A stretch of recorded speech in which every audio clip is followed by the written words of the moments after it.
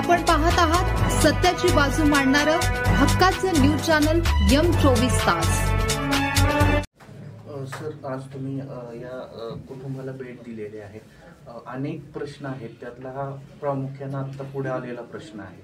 सरकारचंही अपयश आहे का अशा तरुण मुलांना अशी आत्महत्या करायला? हर्षला अत्यंत उत्कृष्ट तरुण होता आणि अत्यंत माझे ऋतुराजचे अत्यंत चांगले संबंध त्याच्याशी होते।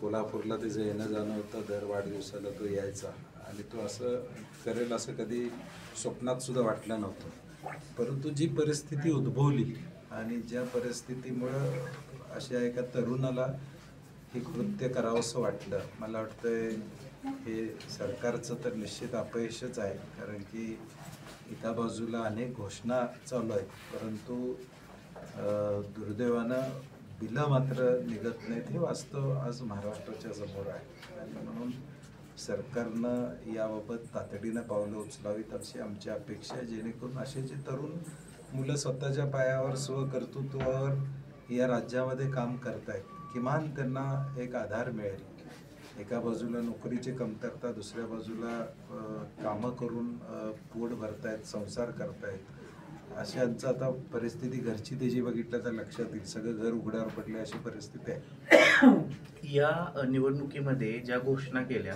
त्यामध्ये वेगवेगळ्या घोषणा करून वेगवेगळी प्रलोभनं दाखवण्यात आली आणि त्यामुळे महाराष्ट्र राज्य आर्थिक गर्तेत सापडले का आणि त्यामुळे हा येणारा काळ अधिक संकटाचा होईल? नाही, मला वाटतं राज्यामध्ये अवास्तव खर्च वाढलेला दिसतोय। सप्लिमेंटरी बजेट आपण बघितलं तर 50,000 कोटीच्या वर सप्लिमेंटरी बजेट झालेलं आहे, परंतु जे देय लागतंय ते लोकांचं दिलं पाहिजे अशी भावना महाराष्ट्रातल्या तमाम लोकांची या ठिकाणी।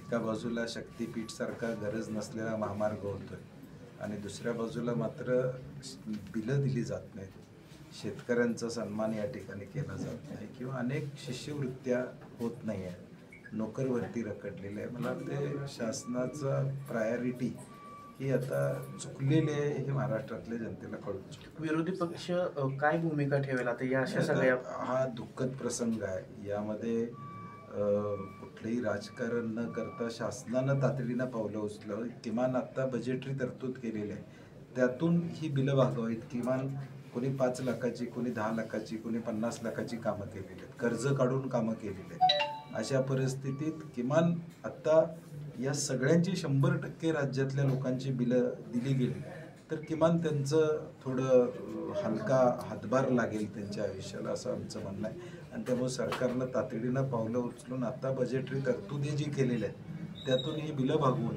अशा तरुणांनी कुठं असं पाऊल उचलू नये याची दक्षता घ्यावी, नाही तर अशा सर्व भविष्यकाळात होणाऱ्या घटनांना सरकार जबाबदार असेल।